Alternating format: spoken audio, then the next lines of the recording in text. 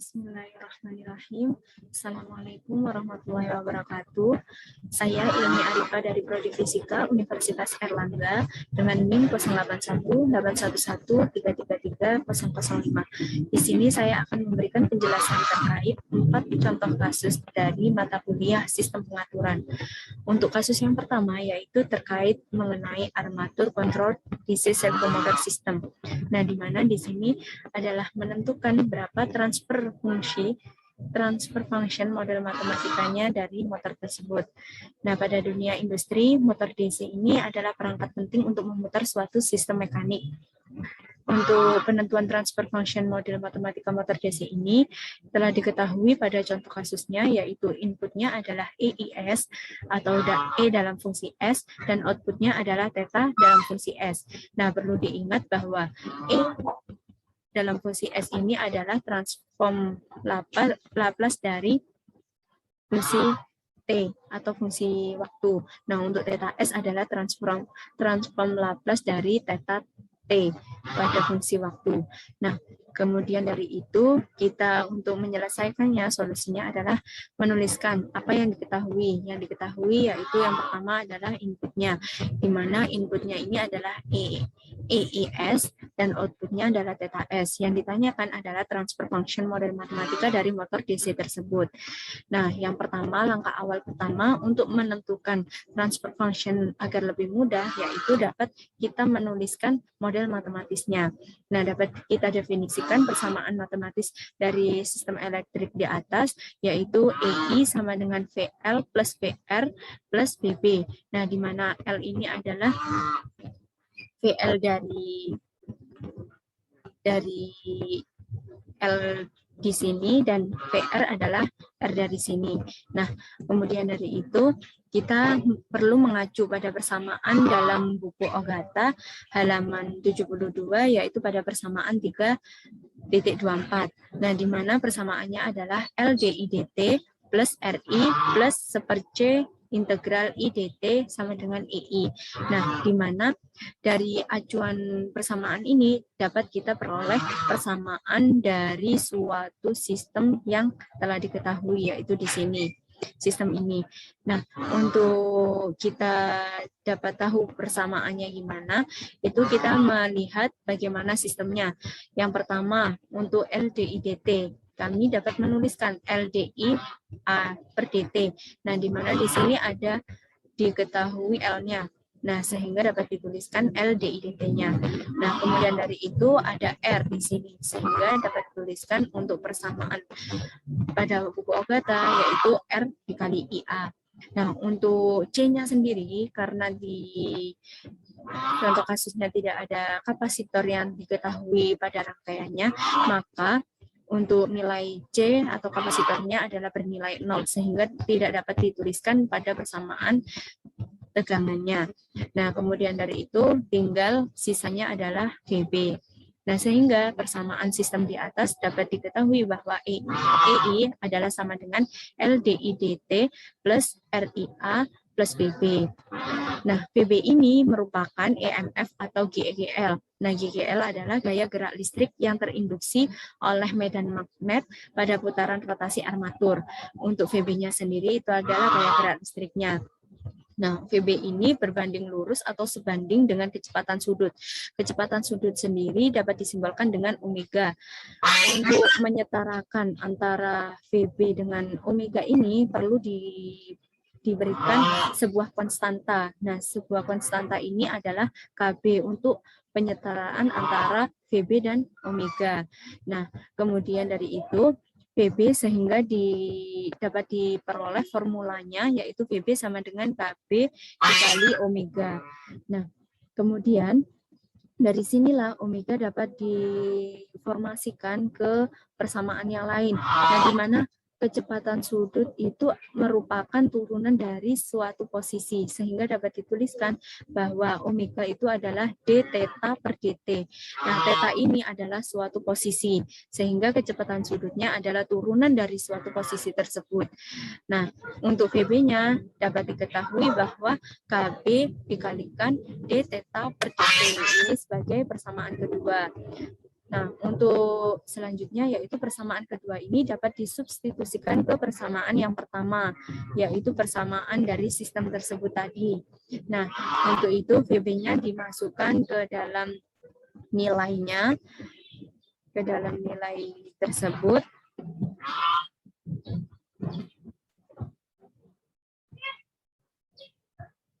Nah, sehingga diperoleh hasil yaitu EI sama dengan LDI DT plus RIA plus KB kali D theta per DT. Nah, kemudian persamaan tiga ini dapat ditransformasi Laplaskan sehingga suatu turunan terhadap waktu itu dapat diubah menjadi suatu fungsi dalam fungsi S. Nah, di mana EI ini dapat ditransformasi Laplaskan menjadi EI buka kurung S. Nah, kemudian dapat dituliskan LDI DT ini karena turunan pertama, maka dapat ditambahkan variabel S, yaitu S yang tanpa kuadrat atau linear. Nah, kemudian untuk RIA ini dalam fungsi S juga, dan kemudian untuk theta M, karena di theta M ini turunan pertama, maka variabelnya juga variabel S. Nah, di sini dapat disederhanakan untuk dikelompokkan yang mempunyai variabel IA dalam fungsi S ini dapat dikelompokkan menjadi satu sehingga diperoleh LS plus R IAS ditambah SKB theta M dalam fungsi S. Nah, setelah itu dapat kita definisikan torsi motor.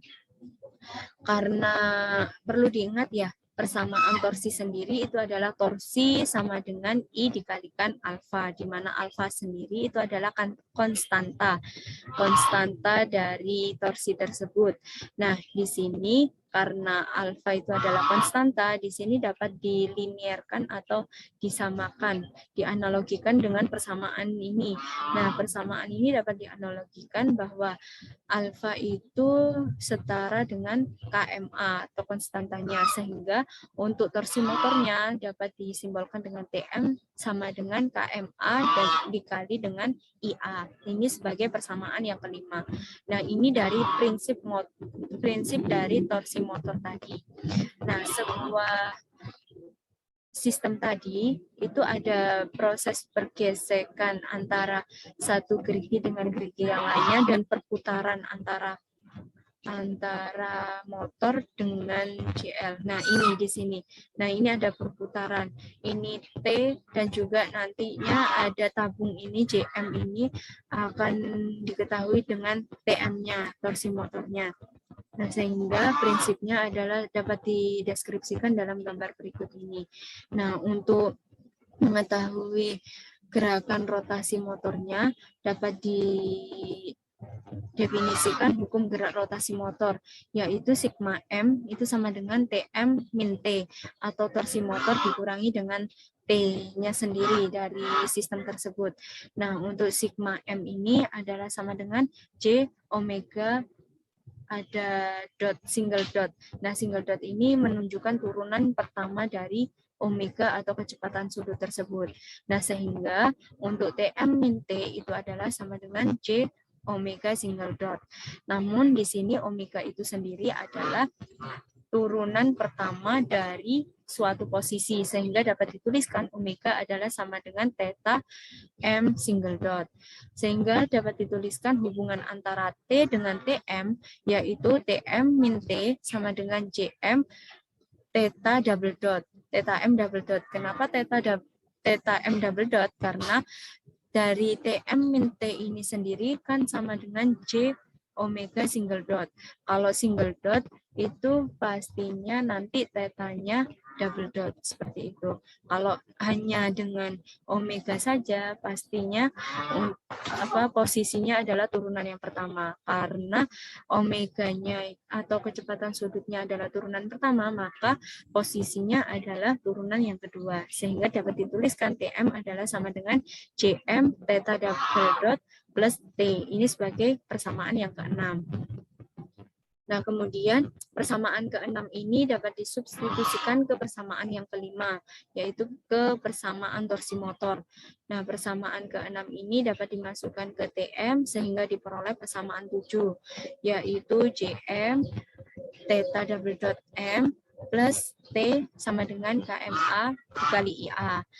Nah, setelah kita mengetahui hubungan antara T dengan TM, kita selanjutnya menentukan hubungan antara T dengan TL atau torsi beban, torsi dari beban tersendiri.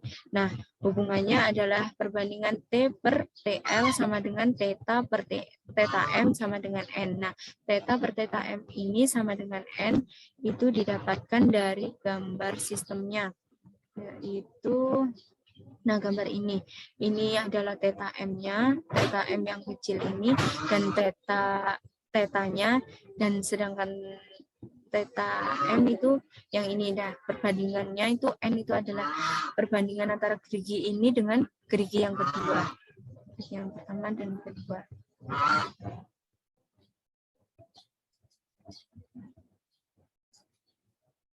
Nah, kemudian dari situ kita dapat mengetahui hubungan antara T dengan TL atau torsi bebannya.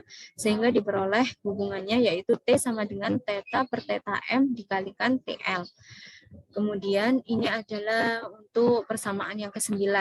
Nah, dapat disubstitusikan persamaan 9 ini ke persamaan 7, di mana T-nya dimasukkan theta per theta M dikali TL. Nah, ini dimasukkan sehingga menjadi persamaan seperti ini untuk persamaan 10. Nah, kemudian dapat didefinisikan torsi beban itu atau TL sendiri itu adalah JL theta double dot. Nah, untuk TM sendiri kan tadi JM theta double dot. Nah, sekarang TL adalah JL theta double dot. Kemudian dapat disubstitusikan persamaan 8 itu ke persamaan 8 dan persamaan 1 ke persamaan 10. Nah, persamaannya sehingga diperoleh seperti ini. Nah, perlu diingat theta per theta M itu adalah sama dengan N, sehingga theta M itu adalah sama dengan theta per N. Nah, maka untuk theta double dot M ini adalah diperoleh theta double dot per N, karena dapat dari sini. Nah, karena ini double dot, maka nantinya ini juga double dot per N. Nah, seperti itu, mengacu pada persamaan ini. Nah, untuk selanjutnya dapat disederhanakan atau disamakan penyebutnya sehingga diperoleh persamaan seperti ini. Kemudian dari itu dapat ditransformasi Laplaskan persamaan 12 sehingga diperoleh persamaan seperti persamaan ini. Persamaan 13 dapat ditransformasi Laplaskan. Nah, persamaan ini setelah disamakan penyebutnya ditransformasi Laplaskan sehingga menjadi IA sama IAS sama dengan JM S kuadrat theta S plus N kuadrat JL S kuadrat theta S per N KMA. Nah, ini gimana cara transformasi Laplace-nya tadi? Caranya yaitu dengan mengubah sebuah turunan itu dalam suatu fungsi, turunan terhadap waktu itu ke dalam suatu fungsi. Nah, ini yang merupakan turunan kedua, tetanya turunan kedua, sehingga di sini dapat muncul variabel S kuadrat. Kalau ini adalah turunan pertama, maka ini hanya ada variabel S saja. Karena ini ada turunan kedua, theta double dot, maka ini adalah S kuadrat. Nah, sama halnya dengan ini, theta double dot, sehingga dapat dituliskan theta S dengan variabel S kuadrat.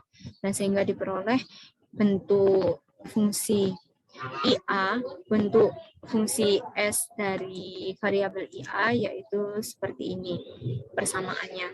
Nah, kemudian persamaan 13 ini dapat ditransformasikan ke persamaan 4, yang persamaan pertama sekali untuk menentukan model matematik saat menentukan transfer function-nya.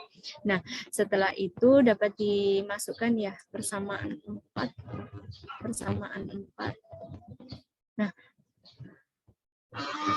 ini persamaan 4. Nah, ini persamaan 4, IA-nya kan kami udah memperoleh dalam transformasi Laplace-nya ya.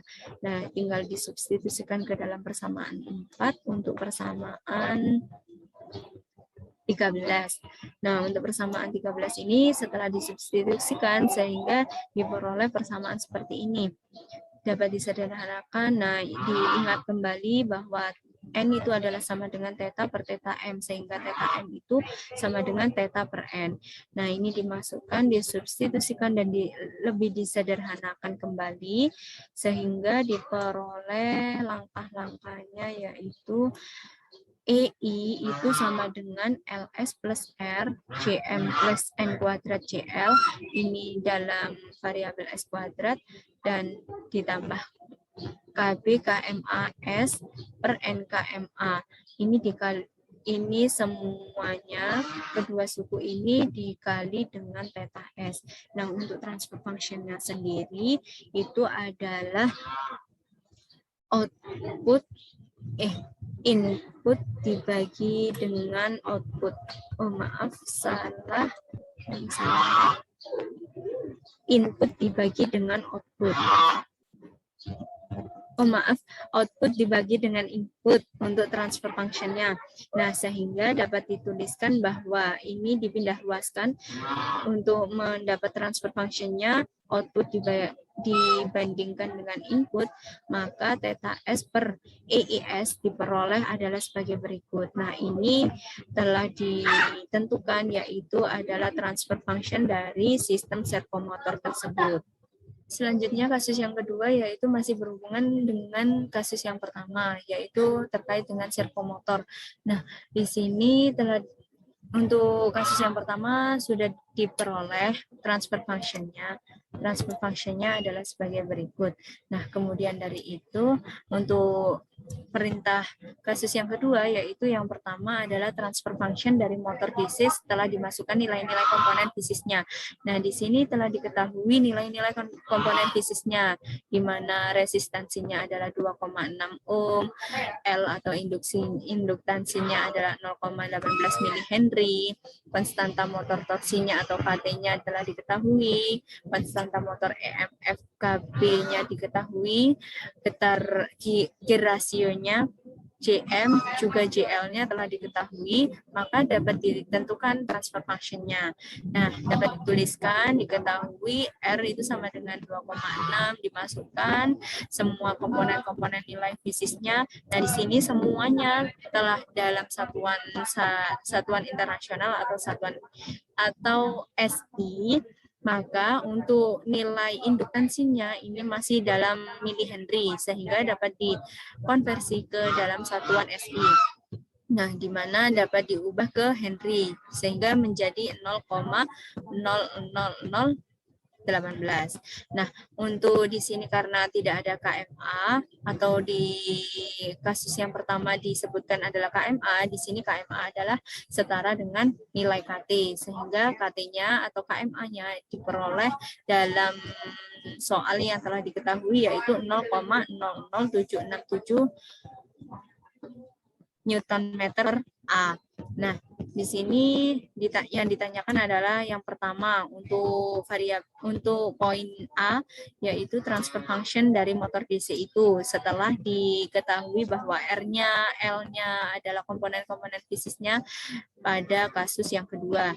Nah, sehingga hanya saja langsung disubstitusikan ke transfer function yang telah kita cari di kasus yang pertama. Nah, ini saling berhubungan untuk kasus yang pertama dan kasus yang kedua.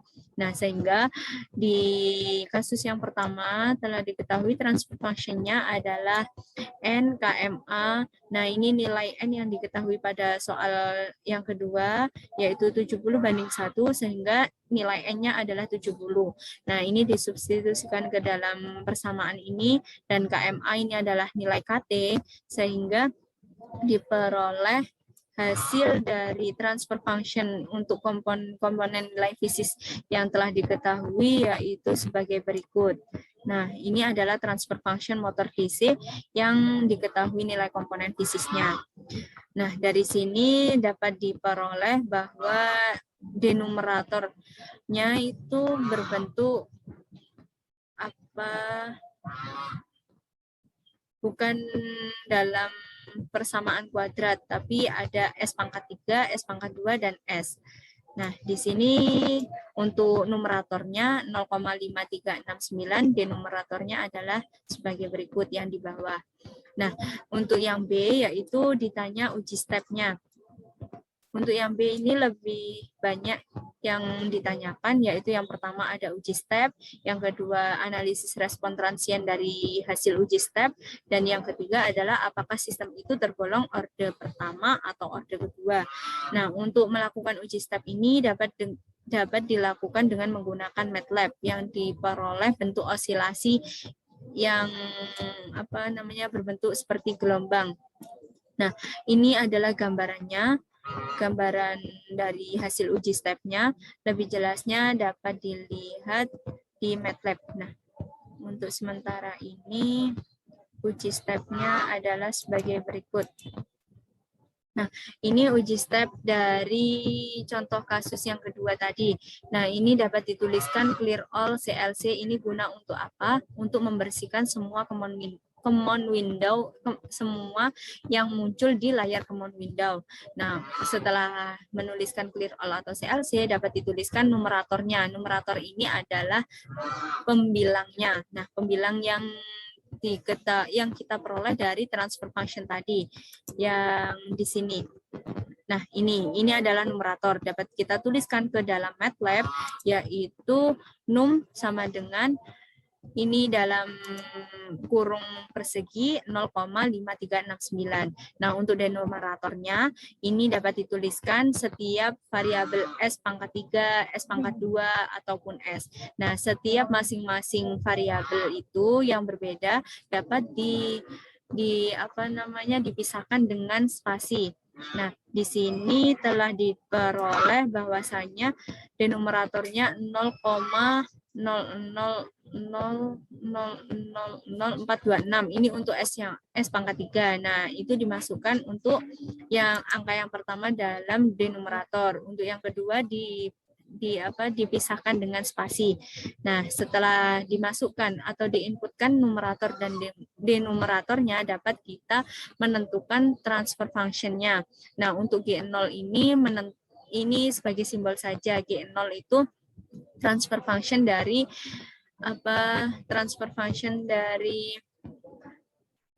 motor tadi. Nah, setelah diketahui numerator dan denominatornya, maka G0 ini dapat ditentukan dengan melalui transfer function, yaitu num, den. Nah, di mana koma ini menunjukkan bagi num per den gitu. Nah, untuk G1 ini adalah feedback. Nah, kenapa kok di feedback? Karena kan biasanya suatu sistem itu ada proses kembali. Nah, di mana proses kembali itu biasanya ada berupa fungsi dan ada pula yang tidak berupa fungsi. Nah, untuk yang tidak berupa fungsi itu dapat dianggap sebagai satu. Biasanya adalah fungsi feedback itu HS. Nah, HS itu dapat dianggap satu kalau tidak diketahui suatu fungsinya. Nah, sekarang untuk G1 ini di feedback G0,1. Nah, ini dilambangkan 1 karena tidak terdapat suatu fungsi, sehingga dimasukkan nilai 1 untuk feedback-nya. Nah, kemudian setelah itu dapat dituliskan roots-nya.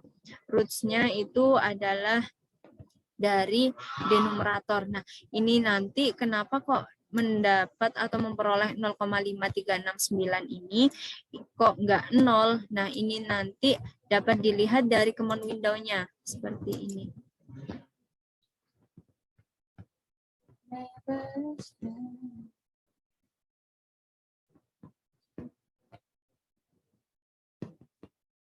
Nah, untuk menunggu itu hasil dari running MATLAB ini, untuk roots ini sebelumnya kan belum di feedback. Nah, sebelum di feedback itu nilainya di numerator ini kan konstanta ya. Ini S pangkat 3, yang ini S kuadrat, yang ini S, dan yang berdiri sendiri atau yang disebut konstanta itu kan nggak ada di denumerator, maka dituliskan 0.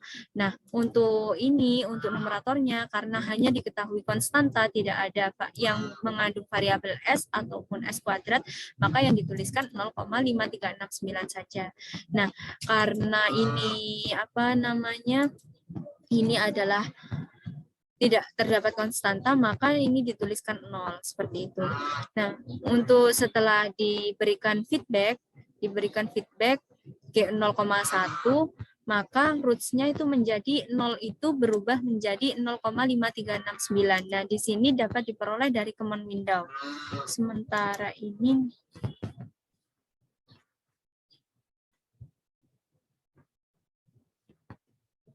dapat diperoleh dari command window. Nah, ini dari sini. Nah, kita dapat memasukkan roots-nya karena G1 dari hasil feedback, G1 kan G0 itu kan transfer function dari yang pertama sebelum kita feedback.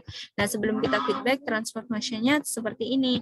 Nah, kemudian untuk G1 ini pendefinisian setelah di feedback. Nah, untuk G1 ini setelah di feedback diperoleh denumeratornya seperti ini, sehingga denumeratornya dapat dimasukkan ke dalam roots. Nah, roots-nya ini seperti ini. Nah, kemudian di command window ini kan mengandung S pangkat 3-nya adalah ini, S pangkat 2-nya ini, dan S yang hanya dengan variabel S adalah ini, dan konstantanya adalah 0,5369, sehingga dapat dimasukkan roots-nya itu 0,5369 setelah di feedback ini.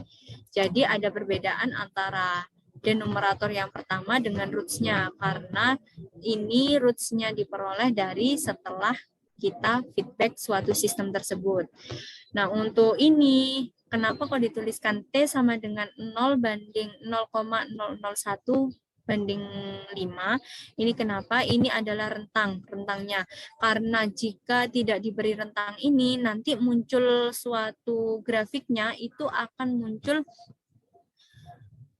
gelombangnya itu sangat rapat, sehingga ini saya berikan rentang antara 0 sampai dengan 5 skalanya. Nah, itu nanti muncul seperti gambar seperti ini. Gambar.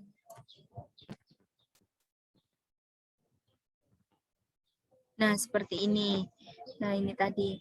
Ini tadi itu tadi kan secara langsung dalam MATLAB. Nah, ini untuk rekapan dari hasil MATLAB tadi saya tuliskan ke dalam PDF ini, ke dalam jawaban ini. Nah, setelah itu dapat dihasilkan responnya, step responnya, uji stepnya. Nah, ini dari skala 0 sampai 5, karena jika tidak diberikan rentang skalanya, maka nanti gelombangnya itu sangat-sangat rapat dan nggak bisa dibaca dan tidak bisa ditentukan respon transiennya. Jadi tidak bisa dianalisa transiennya nanti. Nah, kemudian dapat di step G1, T untuk mendapatkan uji stepnya, sehingga diperoleh hasil seperti ini untuk uji stepnya. Selanjutnya untuk 2B yang uji step sudah terselesaikan. Untuk analisa respon transiennya dari uji step tersebut dapat ditentukan dari mulai rise time, peak time, oscillation period, overshoot ratio, zeta, tau. Nah, seperti itu. Itu adalah analisis transiennya. Nah, untuk yang pertama yaitu rise time. Rise time ini output-nya itu mulai berubah saat T itu sama dengan 0, di mana dapat dilihat dari uji step. Nah, ini kan Y, nilai Y itu berubah mulai dari 0. Mulai dari 0 ini nilai Y sudah berubah. Nah, disitulah dapat dituliskan bahwa rise time-nya itu output Y mulai berubah saat T sama dengan 0.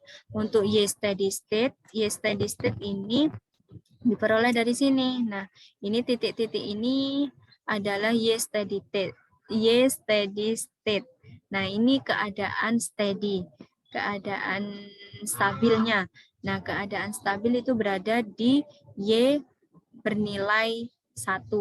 Sehingga dapat dituliskan Y steady state-nya itu adalah sama dengan 1. Pertama kali terjadi steady state itu pada saat T berapa? Nah, ini pertama kali terjadinya itu pada saat T berapa? Kan ini jalan ke sini masih belum mengenai keadaan stabil atau steady state-nya. Sehingga dari sini itu mengenai keadaan stabil, masuk ke dalam keadaan stabil. Nah, dari sini berapa T-nya? T itu adalah sumbu X. Nah, ini time. Untuk sumbu Y ini nilai Y amplitudonya. Nah, untuk T-nya ini berapa? Ini dapat dilihat pada program MATLAB karena di sini ada gangguan jadi tidak bisa menampilkan hasil dari itu untuk dibaca di sini. Nah, biasanya kan di MATLAB kan diklik di sini bisa muncul berapa angkanya. Nah, untuk percobaan penyelesaian dari kasus nomor 2 ini saya sudah klik keadaan yang di sini sehingga ditemukan nilai T pada saat Y itu masuk ke steady state-nya itu yaitu 0,168 sekon. Nah, sehingga untuk rise time-nya diperoleh T pada saat steady state dikurangi dengan T saat Y itu mulai berubah. Sehingga diperoleh rise time-nya adalah 0,168. Nah, selanjutnya yaitu untuk peak time atau yang biasa disebut dengan TP. Output Y mulai berubah saat output Y mulai berubah tadi kan T sama dengan 0. Nah, untuk Y maksimumnya itu adalah puncak yang pertama. Puncak yang pertama itu didapat dari puncak kan.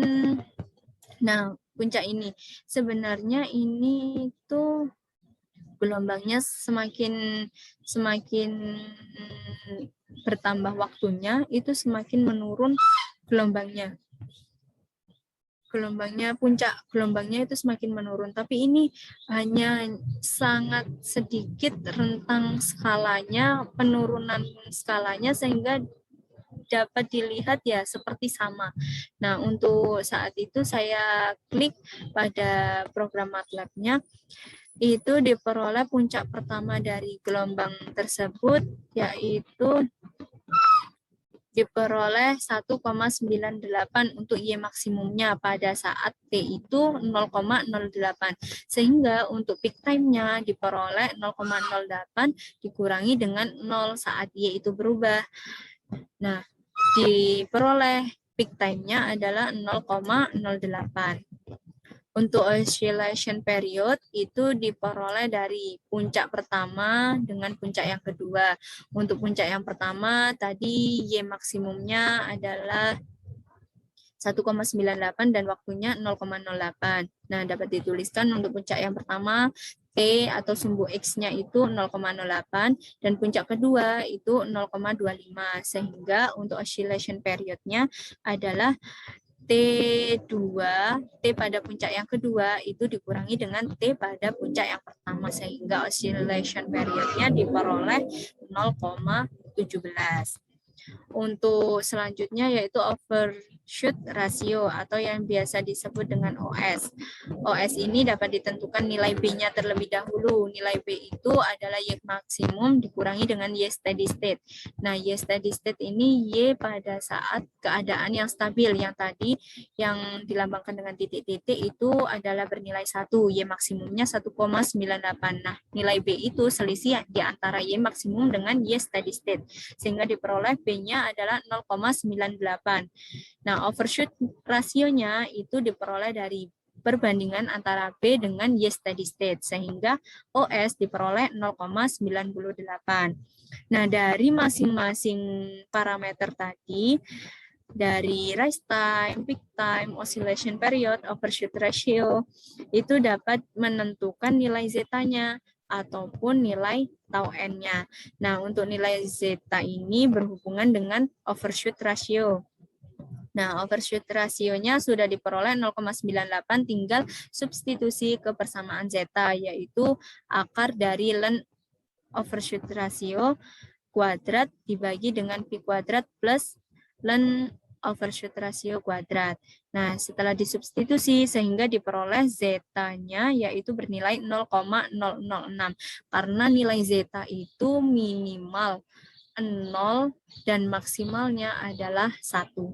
Nah, seperti itu. Jadi di antara nilai-nilai itulah adalah nilai zeta. Jadi nilai zeta itu biasanya 0, atau nilai 1, maksimumnya adalah 1. Seperti itu untuk nilai zeta. Untuk nilai tau n. Untuk nilai tau n ini berhubungan dengan nilai zeta dan juga oscillation periodnya untuk yang underdamp. Nah, kalau nggak ada puncak yang kedua, maka dapat digunakan dengan nilai peak time-nya atau TP.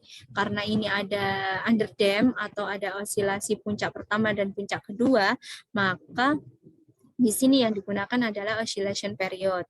Sehingga dapat disubstitusikan nilai zeta yang diperoleh dan juga nilai oscillation period yang diperoleh, sehingga dihasilkan tau n-nya adalah 0,027. Nah, ini untuk analisis transiennya. Untuk poin B yang ketiga, yaitu menanyakan apakah ini tergolong pada sistem periode kedua atau periode yang pertama. Ini adalah menunjukkan sistem periode yang kedua, sistem orde yang kedua. Tergolong pada sistem orde yang kedua, yaitu underdamp. Karena dari hasil uji stepnya tadi diketahui bahwa gelombangnya itu underdamp ya. Jadi ada puncak pertama, puncak kedua, puncak ketiga, dan seterusnya seperti itu. Untuk menentukan ini pendekatannya pada sistem orde kedua dengan menggunakan pendekatan orde 2, yaitu rumusnya adalah seperti berikut ini. Transfer function pendekatan orde kedua yaitu theta S per EIS, input per outputnya, output per inputnya adalah sama dengan K per tau n kuadrat S kuadrat plus 2 tau n zeta S plus 1. Nah, K ini diperoleh dari mana? K ini diperoleh dari delta Y per delta X. Jadi perubahan Y per perubahan X. Nah, perubahan Y per perubahan X itu didapat dari mana? Dilihat dari sini. Delta Y per delta X-nya. Misalkan ini maksimumnya 1,98. Misalkan ini maksimumnya 0,05.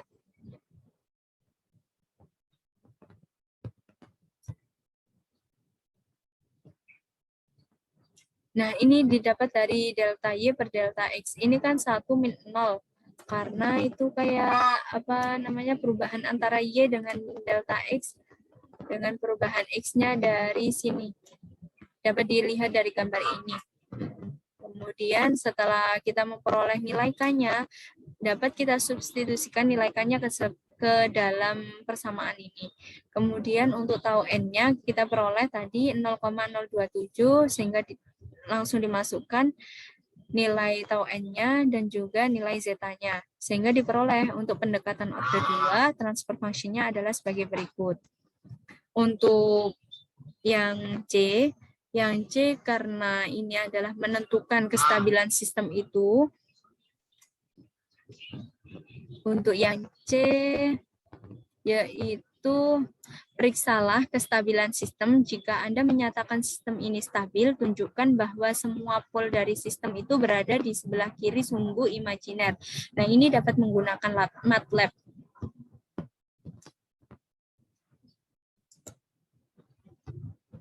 Nah, untuk yang kasus yang ini dapat dilihat MATLAB-nya, proses dapat dilihat kestabilan sistemnya itu, yaitu apakah benar polnya itu berada di sebelah kiri sumbu imajiner. Nah, ini dapat dibuktikan bahwasannya program MATLAB-nya yang pertama dapat dituliskan clear all atau CLC untuk membersihkan command window, layar window-nya, dan kemudian dapat disubstitusikan numerator dan denumeratornya seperti yang uji step tadi, dan G0 untuk transfer function yang pertama, G1 untuk feedback setelah transfer function setelah diberikan feedback, dan ini roots-nya. Nah, di sini bedanya adalah R-locus atau root locusnya. Nah, yang tadi kan langsung step-nya, uji step. Maka di sini untuk mengetahui imajiner atau letak poolnya itu dapat menggunakan R-locus, sehingga dituliskan R-locus G1. Nah, setelah itu kita run sehingga diperoleh seperti ini hasilnya. Nah, di sini. Nah, ini adalah sumbu-sumbu imajinernya. Telah dilihat ya, dapat dilihat bahwa bersebarannya itu di sebelah kiri sumbu-sumbu imajiner. Nah, ini terbukti bahwa sistem itu adalah sistem yang stabil. Sistem yang stabil, dan terbukti juga bahwasanya berada di kiri, sebelah kiri sumbu imajiner. Apabila di sini juga ada, maka sistem itu tidak stabil, dan juga tidak terbukti bahwa di sini juga tidak berada di sebelah kiri sumbu imajiner. Karena ini sudah berada di sebelah kiri sumbu imajiner, maka telah terbukti bahwa sistem ini adalah sistem yang stabil. Nah, ini adalah titik-titik dari sumbu imajiner batasannya. Seperti itu untuk yang kasus yang kedua. Selanjutnya untuk kasus yang ketiga, sama halnya dengan kasus yang nomor 2, yaitu menentukan uji step. Nah, untuk kasus yang ketiga ini diketahui transfer function-nya yaitu YS per US sama dengan S plus 5 per S plus 1, S kuadrat plus 3S plus 10. Nah, dari sinilah kita dapat melakukan uji step dari suatu sistem tersebut. Nah, ini transfer function-nya dapat dilakukan uji step-nya yaitu di program MATLAB. Nah, di sini adalah contoh uji step-nya. Uji step-nya sama halnya dengan nomor 2 ya. Dapat dituliskan clear all atau CLC untuk membersihkan layar command window, dan kemudian mensubstitusikan input numerator dan denumeratornya. Numerator itu pembilang, denumerator itu penyebutnya. Nah, di sini dapat diketahui bahwasanya S plus 5 itu adalah numeratornya. Jadi yang mengandung variabel S itu ada koefisien 1 ya di sini, 1S. Nah, berarti nanti yang dimasukkan ke numerator adalah 1, dan konstantanya itu adalah 5. Jadi nanti dihubungkan atau dibedakan dengan tanda spasi di sini. Nah, 1 dan 5. Nah, untuk denumerator itu adalah pembilangnya. Pembilangnya di sini ini dapat sederhanakan lagi. Jadi ini nanti distributif, S dikalikan dengan S dikalikan dengan 1, nanti setelah diperoleh S kuadrat plus S, nanti distributif kembali dengan suku yang di sini, S kuadrat plus 3S plus 10, seperti itu. Nah, sehingga ketika diperoleh denumerator yang lebih sederhana dapat dimasukkan ke MATLAB-nya. Nah, nanti setelah dihitung itu diperoleh bahwa S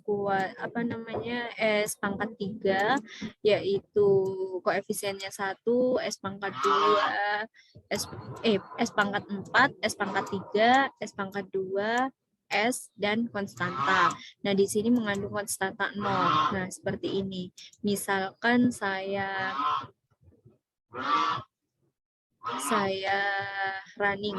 Nah, ini di sini kan ini belum saya jelaskan kayak sederhananya ini dapat disederhanakan biasalah seperti distribusi biasa biasanya itu S dikalikan S kan S kuadrat. Jadi nanti dikalikan dengan 1 berarti S kuadrat plus S ini nanti didistribusikan kembali dengan S kuadrat plus 3S plus 10. Sehingga diperoleh nantinya S pangkat 4. Apa itu denominatornya?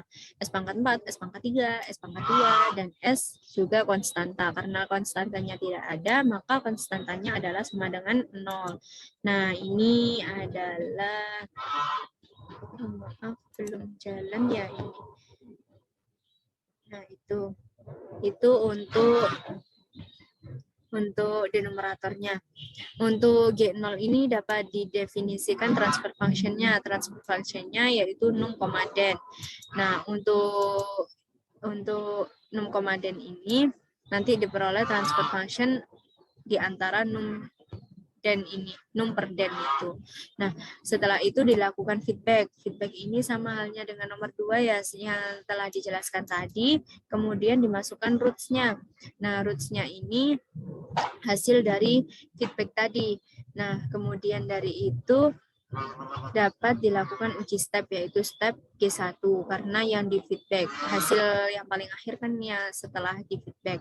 Nah, jangan G0 karena G0 ini belum di feedback. Nah, untuk menghasilkan uji stepnya dapat dituliskan step G1. Untuk hasilnya dapat dilihat seperti ini gambarannya. Gambaran hasilnya. Nah, di sini tidak digambarkan kayak seperti underdam. Nah, underdam itu kan nantinya kayak berosilasi, mempunyai puncak 1, puncak 2, puncak 3 dan sebagainya. Nah, ini hanya dengan satu puncak saja. Nah, untuk satu puncak saja ini dapat untuk menentukan parameter-parameternya seperti OS, O, J, P atau yang namanya zeta tau itu nanti dapat dilihat dari sini. Nanti nggak bisa kalau misalkan ini bukan underdam ya. Jadi kalau bukan underdam pastinya nanti nggak menggunakan oscillation period, tapi karena tidak mempunyai puncak kedua, tapi dapat menggunakan nilai TP atau peak time. Nah, setelah itu, nah ini udah muncul hasilnya. Hasilnya seperti ini. Setelah di running program tadi. Setelah di running dihasilkan seperti ini. Nah, kemudian setelah di running kita memperoleh data tersebut sama ya seperti gambaran ini. Nanti kita tentukan parameter-parameter respon sistemnya untuk poin yang B nomor 3 ini. Nah, untuk nomor 3 ini poin yang B yang pertama langkah awalnya rise time. Rise time ini sama seperti tadi yaitu menentukan nilai TR. Karena hasilnya seperti ini, output Y itu mulai berubah pada saat T itu sama dengan 0. Nah, ini ketika di zoom itu T sudah mulai berubah pada saat 0. Nah, di sini seperti dilihat kan ada delay time, tapi ketika di zoom dengan menggunakan ini tanda pojok di sini, itu Y berubah sudah pada saat nilai T itu sama dengan 0, sehingga dituliskan output Y mulai berubah pada saat T 0. Nah, untuk Y steady state ini keadaan saat stabil itu berada di mana? Berada di pada saat nilai itu adalah sama dengan 1. Seperti yang tadi yang ditandakan oleh tanda titik-titik. Nah, untuk pertama terjadi kejadian steady state itu pada saat T itu sama dengan berapa? Dapat dilihat dari sini hasil MATLAB-nya. Ya, itu sebentar.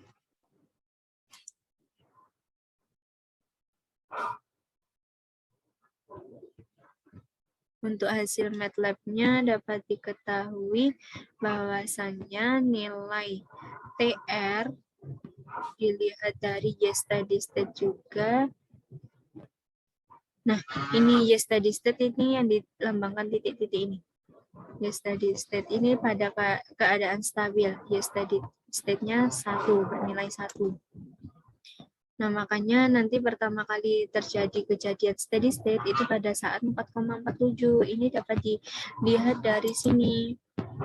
Dari sini, nah keadaan ini pada saat bersentuhan atau masuk ke keadaan pertama, ini bisa diklik tepat di sini dan saya menemukan yaitu 4,47, sehingga untuk rise time-nya itu Y steady state T pada saat Y steady state itu dikurangi dengan T pada saat Y itu mulai berubah, sehingga diperoleh TR-nya adalah 4,47. Nah, selanjutnya untuk peak time sendiri dapat diketahui di Y maksimum. Nah, untuk output Y mulai berubah kan T pada saat sama dengan 0. Y maksimumnya ini 1,06. Itu juga dapat diperoleh dari sini, dari keadaan ini. Nah, dari sini kita dapat memperoleh peak time-nya. Y maksimumnya ini di berapa? Ini bisa diklik, karena nanti misal saya klik di sini kurang tepat dengan perhitungannya, jadi saya tidak bisa menampilkan titik di mana yang saya ambil biar sesuai seperti ini. Nah, yang saya ambil pada saat pengerjaan kasus ini yaitu nilai Y maksimumnya berada pada 5,95 untuk T-nya. Untuk T-nya berarti berada sekitar di sini. Nah, itu adalah nilai TP. Kenapa kok mencari nilai TP? Karena di sini kan tidak mengandung underdam untuk gelombangnya, maka di sini yang digunakan adalah nilai TP atau peak time-nya. Nah, kemudian setelah nilai TP seharusnya ini oscillation period tidak perlu, karena ini khusus untuk underdam atau yang memiliki puncak pertama, puncak kedua, dan seterusnya. Nah, selanjutnya yaitu dapat masuk overshoot ratio atau OS. Di sini kita menentukan nilai B dari selisih antara Y maksimum dengan Y steady state, Y pada keadaan steady. Y maksimumnya tadi yang diambil adalah 1,06 dikurangi dengan 1, bukan yang T ya, yang ini. Nah, Y maksimumnya itu 1,06, tapi pada saat T itu 5,95. Jadi yang dimasukkan Y-nya, bukan nilai T-nya. 1,06 dikurangi Y steady state. Y steady state-nya di sini 1. Sehingga diperoleh nilai B-nya 0,06. Kemudian overshoot rasionya yaitu perbandingan antara B dengan steady state-nya, Y steady state, sehingga diperoleh OS-nya adalah 0,06. Nah, untuk parameter OS sudah didapatkan, kemudian masuk kepada penentuan parameter zeta. Parameter zeta ini ada hubungannya dengan OS, yaitu OS-nya disubstitusikan ke persamaan ini, sehingga diperoleh nilai zeta sama dengan 0,67. Nah, dapat dilihat ya bahwa nilai zeta itu minimal 0 dan maksimumnya 1, sehingga sekitaran nilai zeta itu umumnya bernilai 0,6, 0,03 atau 0, sebagainya. Nah, di sini diperoleh 0,67. Kemudian dapat ditentukan nilai tau n. Nilai tau n ini berhubungan dengan nilai zeta dan TP. Kenapa menggunakan TP? Karena tadi ya, ini adalah overdam, bukan underdam. Ya. Nah, itu karena ini tidak berosilasi banyak gelombang, maka di sini yang digunakan TP bukan oscillation period atau P, sehingga diperoleh tau n-nya adalah 0,70. Nah, setelah itu jadi kita sudah memperoleh ya beberapa parameter OS, oscillation overshoot ratio sudah diperoleh 0,06, zeta 0,67, tau n dan 0,70. Nah, untuk langkah selanjutnya yaitu menentukan transfer function-nya. Nah, untuk menentukan transfer function, karena rumusnya transfer function dengan menggunakan pendekatan periode kedua itu diketahui nilai K-nya, karena kita sudah memperoleh tau N, zeta, maka kita dapat mensubstitusikannya. Tapi kan ini ada variabel K, maka kita menentukan nilai K-nya terlebih dahulu. Nah, nilai K-nya ini perbandingan antara perubahan Y dengan perubahan X. Nah, perubahan Y ini dapat dilihat dari 1 min 0 per 0,342 dikurangi 0. Ini dari perubahan Y dan perubahan X-nya dari grafik ini. Nah, dari sini kita memperoleh 1 min 0 dan 0,342 min 0. Nah, sehingga diperoleh nilai K-nya adalah 2,924. Nah, dari masing-masing parameter tadi dapat disubstitusikan ke pendekatan orde kedua, sehingga diperoleh K-nya 2,924, tau N-nya dimasukkan 0,66, terus Z-nya 0,70, dan diperoleh transfer function-nya adalah sebagai berikut. YS per US sama dengan seperti ini. Nah, untuk poin yang ketiga seperti itu. Ini adalah plot hasil uji step tadi. Nah, skripnya seperti ini dan hasil uji stepnya seperti ini. Untuk kasus yang terakhir yaitu kasus nomor 4, di mana di sini diketahui sebuah sistemnya yaitu inputnya adalah RS dan outputnya berupa YS. Di sini ada suatu GC dalam fungsi S dan GS, dan juga di feedback. Sistem itu di feedback. Nah, di feedback ini tidak terdapat suatu fungsi, jadi nanti nilai feedbacknya adalah atau nilai HS-nya adalah sama dengan 1. Nah, di sini perhatikan suatu feedback control system di atas. Jika GCS itu sama dengan K, nilai di sini K, dan GS di sini adalah S plus 1 per S, S min 2, S plus 6. Nah, maka dengan metode root locus, gunakan MATLAB dengan menentukan nilai K yang mungkin agar feedback sistem di atas bersifat stabil. Yang kedua yaitu nilai zeta maksimum agar feedback sistem di atas bersifat stabil. Nah, di sini kita untuk yang pertama, untuk poin A, itu kita menentukan nilai K yang stabil terlebih dahulu dengan secara manual. Nah, dari sistem ini, GC diketahui K, GS diketahui seperti ini, dan yang ditanyakan adalah nilai K yang stabil. Nah, untuk dapat diilustrasikan lebih sederhananya, sebuah rangkaian ini kan dirangkai secara seri ya, jadi langsung dibuat seperti ini untuk sederhananya, GC, S, dengan GS. Nah, ini langsung dikalikan karena GC tadi K dan GS-nya adalah ini seperti ini. Maka dapat dituliskan nanti GS keseluruhan adalah K S plus 1 per ini. Nah, kemudian dari sinilah dapat kita sederhanakan, dapat kita uraikan ini di distributif satu per satu, kemudian diperoleh persamaan satu ini. Nah, di sini numeratornya adalah K S plus 1 dan denominatornya adalah pangkat 3 atau pangkat kubik ya. Nah, untuk closed loop transfer function-nya YS per RS, ini output per input itu sama dengan GS total per 1 plus GS total dikalikan dengan HS. Nah, HS ini adalah dari feedback-nya. Karena feedback itu tidak diketahui suatu fungsi, maka HS atau feedback-nya itu dianggap sebagai sama dengan bernilai 1.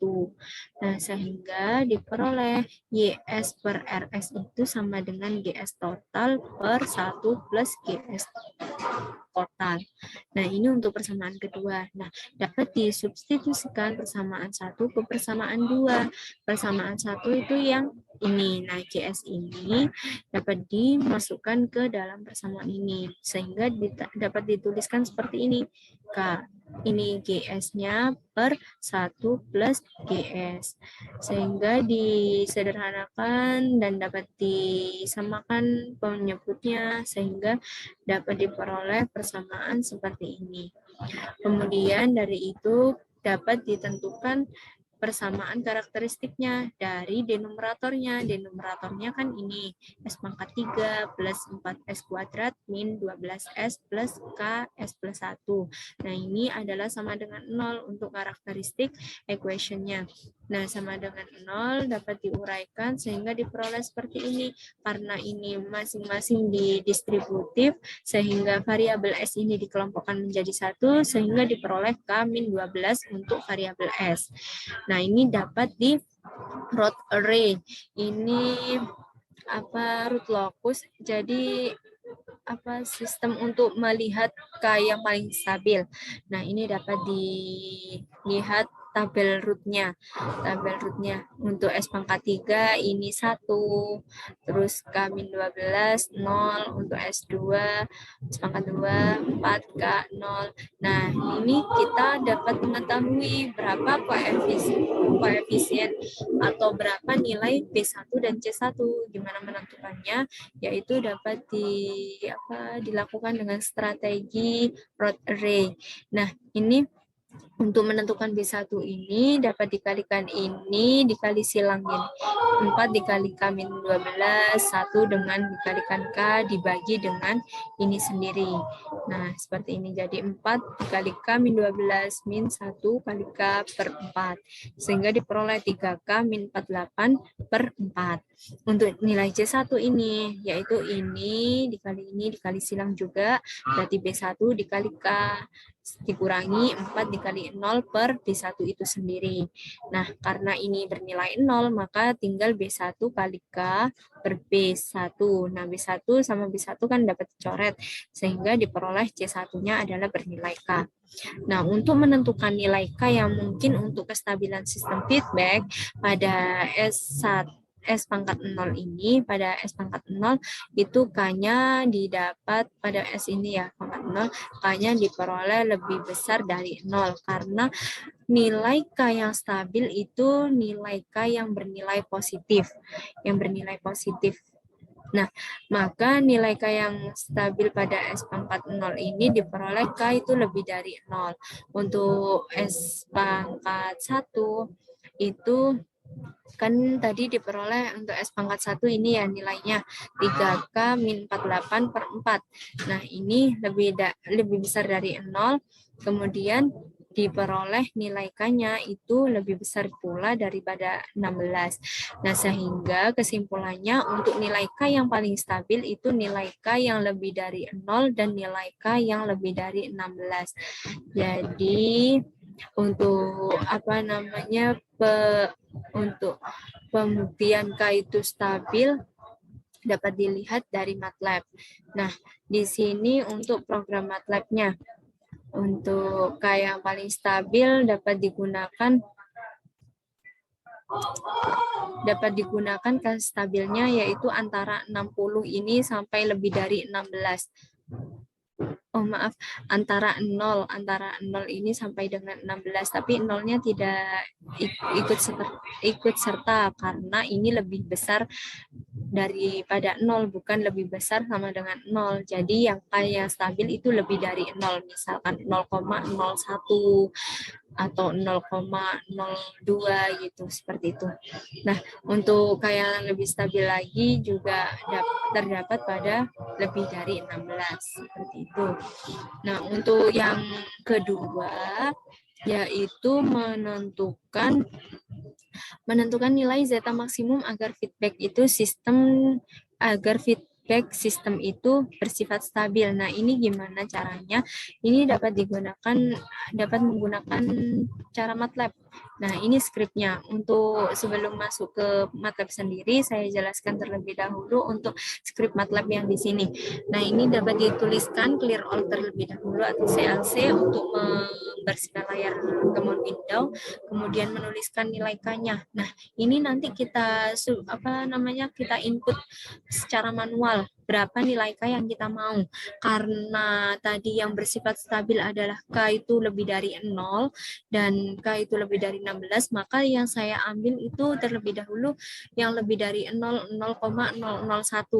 Karena misalkan K itu kurang dari 0 kan sifatnya K itu tidak stabil karena yang diperoleh tadi K bersifat stabil itu K lebih dari 0.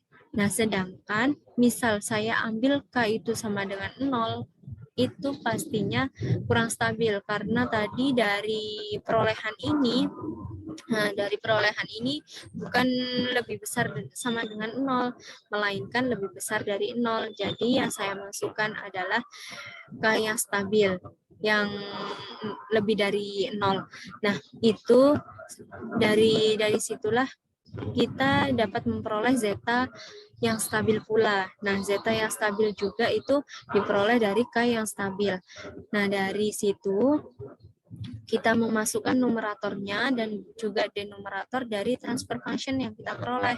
Nah, transfer function yang kita peroleh yaitu ini, KS plus 1 per, nah ini untuk transfer function yang pertama adalah 1, yaitu S sama S. Nah, yang ini S plus 1. Nah, sehingga ini numeratornya 1 dan 1. Untuk denumeratornya S pangkat 3 ada 1, S pangkat 2 ada 4, S-nya ada min 12. Nah, seperti itu. Nah, ini dapat dimasukkan di sini denumerator, denumerator, kemudian ditentukan nilai transfer function-nya yaitu G. G ini dapat dituliskan numerator komaden, num komaden, TF num komaden. Untuk G1 series K, G, G feedback-nya itu GFS, feedback G1, 1, dan F1 ini figurnya untuk root locus GFS. Nah, ini dapat di root locuskan GFS-nya. Nah, root locusnya diperoleh seperti ini. Nah, ini pada keadaan sistem itu stabil karena K-nya itu bersifat stabil. Soalnya yang dipilih adalah K sama dengan 0,001. Nah, kemudian untuk mencoba yang sistem itu yang tidak stabil, itu didapat dari sini. Nah, ini ada perbedaan antara sistem itu yang stabil dengan sistem yang tidak stabil. Ini saya kasih nilai minus karena K itu bersifat stabil pada posisi positif dan lebih besar dari 0, bukan kurang dari 0. Nah, ini saya ambil min 0,001. Nah, sehingga hasilnya berbeda dengan yang tadi. Berbeda dengan ini. Nah, ini nilai zeta maksimumnya itu 0,0, untuk zeta maksimumnya 0,5. Nah, sedangkan ini zeta maksimumnya berapa ini? 0,996, sehingga ada perbedaan zeta maksimum. Nah, zeta maksimum ini yang bersifat stabil itu pada K yang stabil pula. Jadi nantinya diperoleh ini apa namanya, zeta yang paling stabil adalah zeta ini. Nah, ini yang miring-miring ini adalah yang disebut dengan zeta. Nilai zetanya 0,016, ini nilai zetanya. Ini nilai zeta yang stabil. Untuk nilai zeta yang tidak stabil adalah yang ini, 0,35, 0,58. Ini zeta yang tidak stabil karena K yang diambil bukan K yang pada posisi yang stabil. Nah, ini untuk proses MATLAB-nya.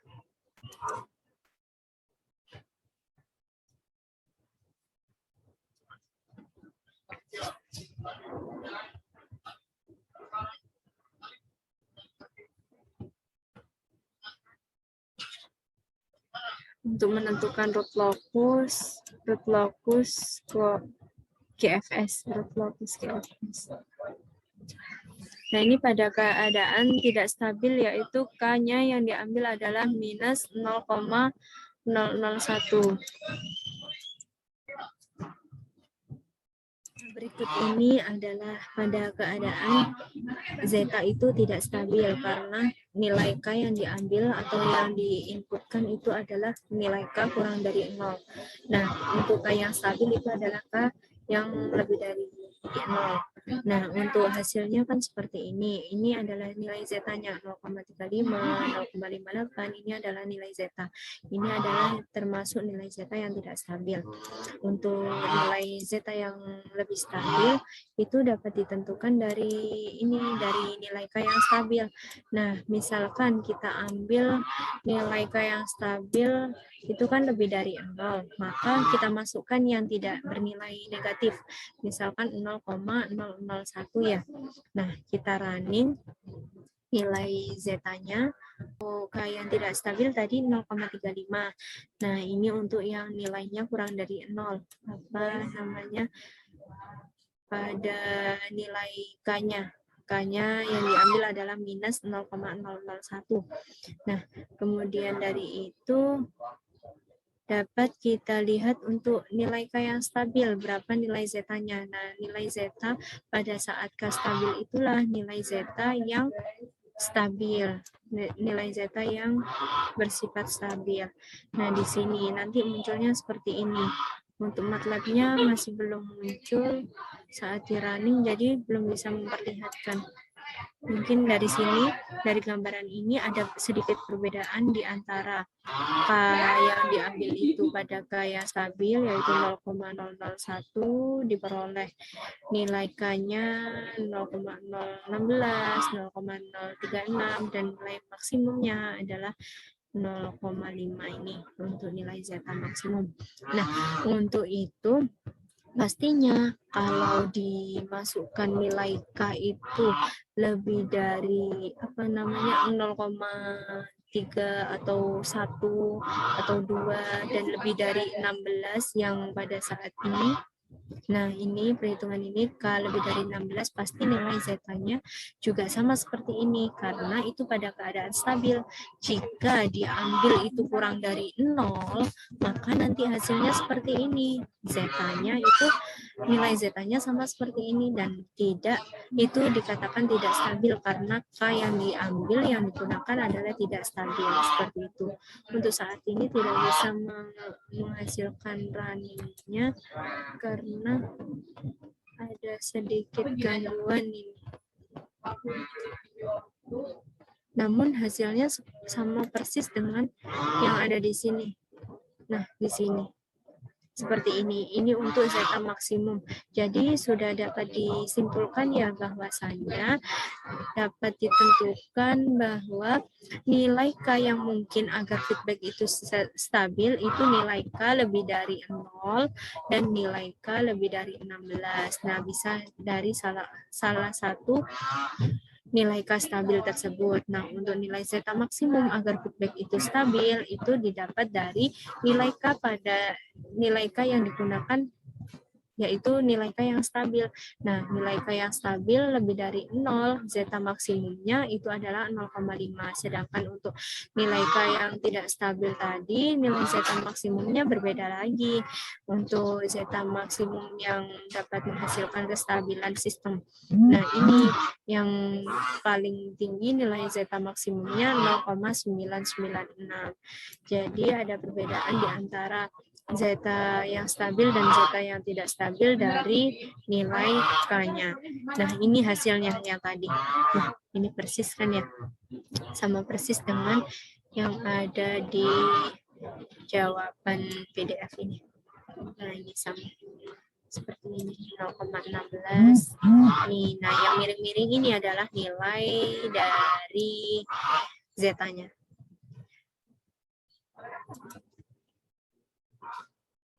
Itu adalah nilai dari zeta-nya. Seperti itu untuk kasus-kasus dari sistem pengaturan dan untuk pelaksanaan ujian tengah semester ini. Itu sekian dari saya. Kalau ada kesalahan dan misalkan ada yang kurang dipahami, saya mohon maaf dan terima kasih. Dan 4 kasus tadi adalah contoh soal atau yang merupakan penunjang dari UTS saya dalam mata kuliah sistem pengaturan. Sekian dari saya, semoga bermanfaat. Wassalamualaikum warahmatullahi wabarakatuh. Terima kasih. dan semoga berkah semuanya.